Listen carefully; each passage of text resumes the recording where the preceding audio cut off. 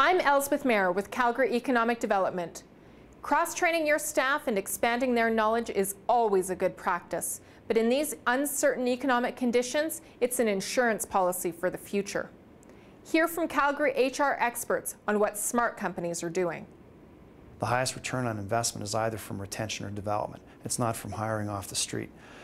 Because you're investing in people you know and people that know your organization. So if you have a limited amount to spend and there's an opportunity with some retraining to channel somebody into a role where they could drive more value for the organization, that investment will pay a much higher return than going out to hire somebody off the street. As you look at your talent, you might recognize that you've got a couple of people who, if only they had this kind of financial training, or if they had this project management skills, they would be tremendous for you in 1 or 2 years, because you know that as you come out of this, you're going to have this kind of growth, and we're going to need that talent. I've seen cases where individuals who have come from one department, say in finance as an example, and they've moved into a marketing role or a marketing function because they had the base skill set needed to be successful there. They were trained, they were developed, they were invested in, and they actually became very successful in their new career. Many of us have talents that are never reflected or not shown, at least, in the marketplace that we're employed in. And that's what we've got to get in touch with. So start with it. It's a new company, new positions. How do you best select people for those new positions and open it up to people?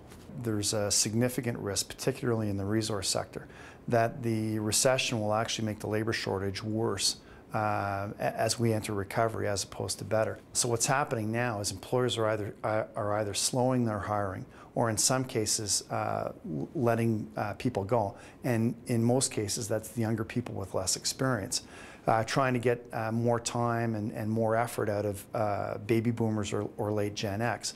Well, when we enter recovery a year, 18 months from now, those workers are going to be that much older, that much closer to retirement.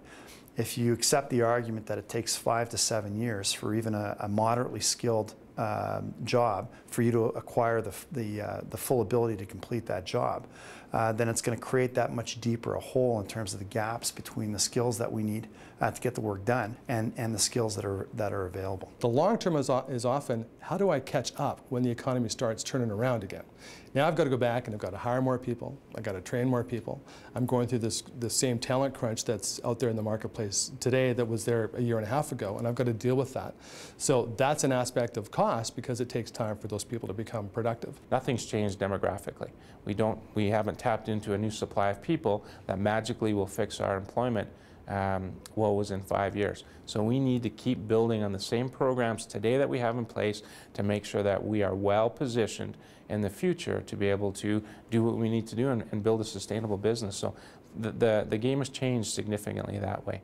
When the economy recovers, the organizations with the most flexible teams are going to come out on top. To share your story and get more advice, connect with Calgary Economic Development.